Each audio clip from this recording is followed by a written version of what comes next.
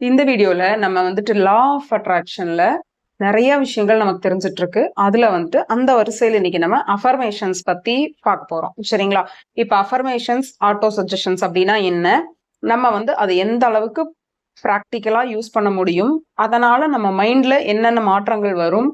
அது நமக்கு யூஸ்ஃபுல்லா இருக்குமா? எந்த அளவுக்கு எஃபெக்டிவா இருக்கும்? அப்படிங்கிறது எல்லாமே ஒரு கலந்து நமக்கு வந்துட்டு ஒரு டெய்லி லைஃப்ல உங்களால என்ன பண்ண முடியுமோ உங்களோட ஆசைகள் சார்ந்து ஈர்ப்பு விதியை யூஸ் பண்ணி அதை நீங்க எப்படி தெளிவா பயன்படுத்தலாங்கிறத தெரிஞ்சுக்கலாம். இப்ப வீடியோக்குள்ள போகலாம்.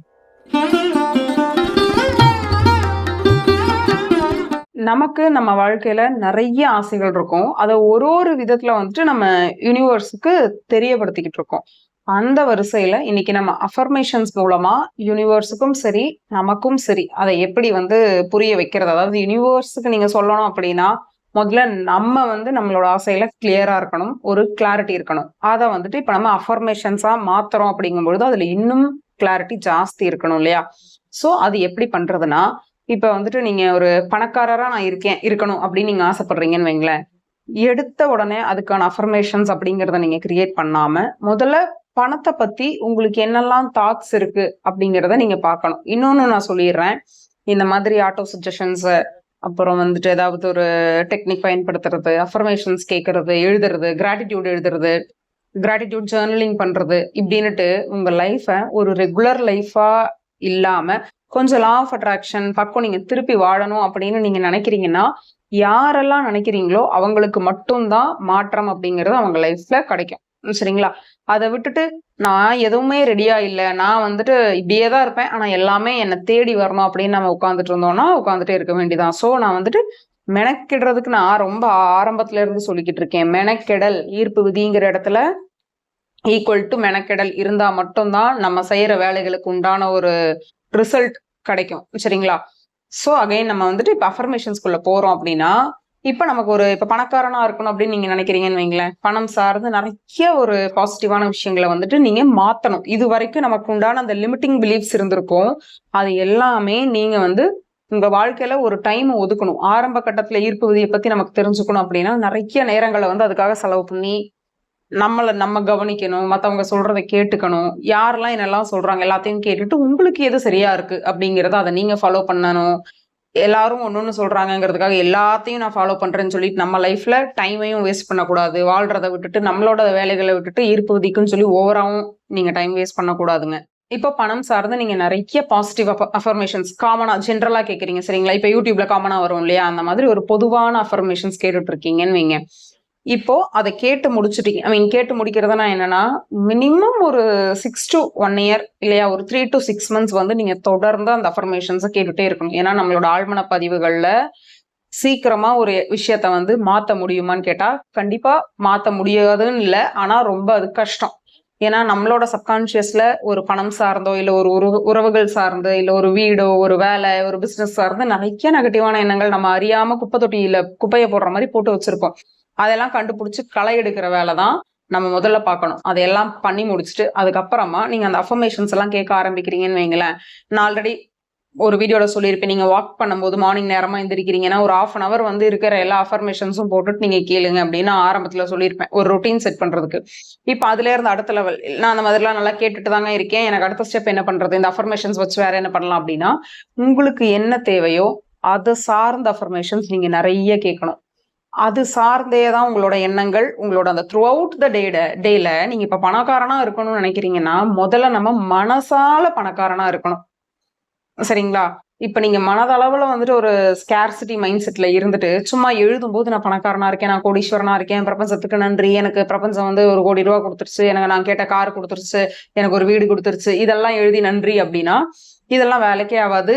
நான் ஆல்ரெடி சொல்லியிருக்கேன், பிரபஞ்சத்தையும் ஏமாத்த முடியாது, நம்ம மனசையும் ஏமாத்த முடியாது. முதல்ல வந்துட்டு நீங்க உங்க மனசு கிட்ட பணத்தை பத்தி பாசிட்டிவான எண்ணங்களை நீங்க சொல்லணும்.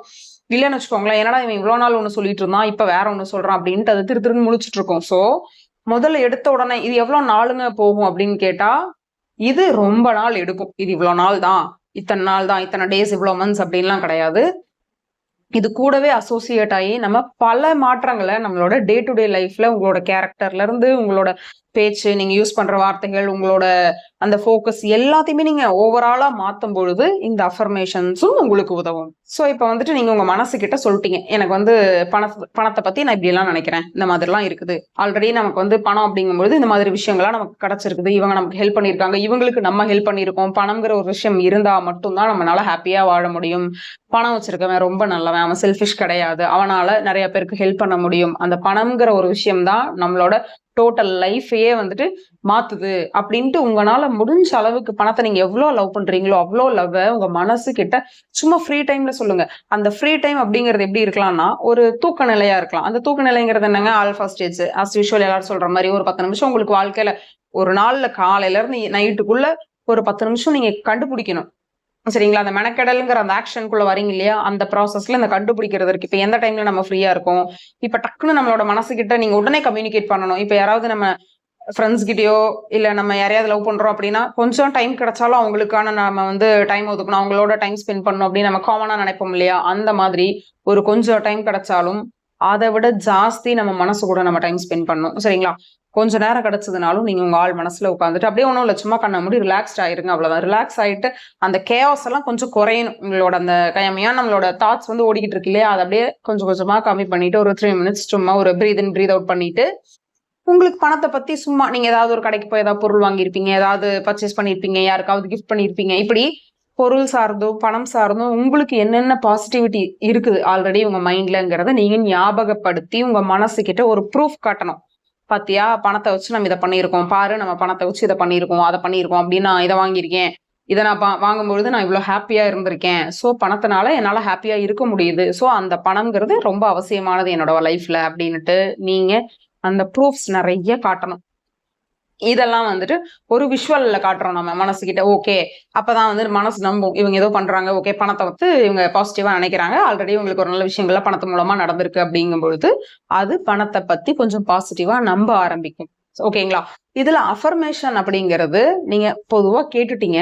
இதுக்கப்புறம் உங்களுக்கு பர்டிகுலரா என்ன வேணுமோ அதை வந்து நீங்க ப்ரெசன்டென்ஸ்ங்கிறது கிடையாது, அப்படிதான் நான் இருக்கேன், சரிங்களா? ஆல்ரெடி இப்ப நம்ம கிட்ட இருக்குன்னா நம்ம இப்போ ஒரு வீட்டுல நான் நல்லா வாழ்ந்துட்டு இருக்கேன் அப்படின்னு தானே நம்ம சென்டென்ஸை சொல்லும் பொழுது, எங்க இருக்கேன், நான் வீட்டுல இருக்கேன், எங்க இருக்கேன், நான் கார்ல இருக்கேன், எங்க இருக்கேன், நான் வந்துட்டு ஒரு எங்கேயாவது வெளியே போயிட்டு இருக்கேன், ஒரு ஷாப்பிங் பண்ண போயிட்டு இருக்கேன், பர்ச்சேஸ் பண்ண போயிட்டு இருக்கேன் அப்படிங்கறத ப்ரெசன்ட் டென்ஸ்ல சொல்றோம் இல்லையா? உங்க மனசை நீங்க நம்ப வச்சுட்டீங்க ஆல்ரெடினா உங்களுக்கு படிக்கும்பொழுது எது ஹாப்பியா இருக்கு, ஆல்ரெடி அந்த இருந்துட்டு இருக்கிறது ப்ரெசென்ட்ல இருக்கிறது நமக்கு பிடிச்சிருக்கு அப்படிங்கும்பொழுது உங்க மைண்டுக்கு வந்து அது ஓகேவா இருக்கு ப்ரெசென்ட் டென்ஸ்ல எழுதுறதுக்கு அப்படின்னா நீங்க வந்து என்ன பணம் சார்ந்து உங்களுக்கு என்ன விஷஸ் எல்லாம் இருக்கோ அதை எல்லாமே நீங்க எழுதலாம். சும்மா ஒரு லைன் இல்ல ஒரு 2 லைன் எழுதுனா போதும். எழுதணும் அப்படிங்கிறதுக்காக நீங்க ரொம்ப நிறைய மெனக்கெட்டெல்லாம் நீங்க ரொம்ப பேராகிராஃப் எல்லாம் எழுத வேண்டாம். சும்மா 1 லைன் 1 லைன் அப்படி எழுதினாலே போதும்.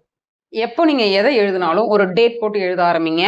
நீங்க எழுதிட்டு ஒரு கொஞ்ச நாள் கழிச்சு நீங்க அதை படிச்சு பாருங்க. தொடர்ந்து ஒரு 1 மந்த் உங்களுக்கு வந்து பணம் சார்ந்து இப்படித்தான் இருக்கணும் என் லைஃப், இல்ல அப்படிதான் இருக்கணும் அப்படின்னு நீங்க எப்படி நினைச்சாலும் எழுதலாம். சரிங்களா?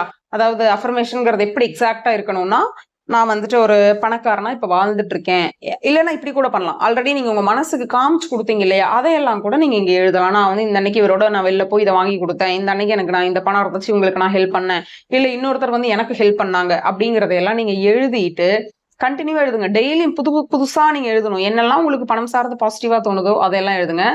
அதுக்கப்புறம் day to day life, daily லைஃப்ல உங்களுக்கு பணத்தை மேல ஏதாவது பணம் சார்ந்து வேற என்னெல்லாம் அந்த அன்னைக்கு உங்களுக்கு நடந்தது, அது ஒரு விஷயமா இருக்கலாம், 2 விஷயமா இருக்கலாம், அதை நீங்க எழுதுங்க.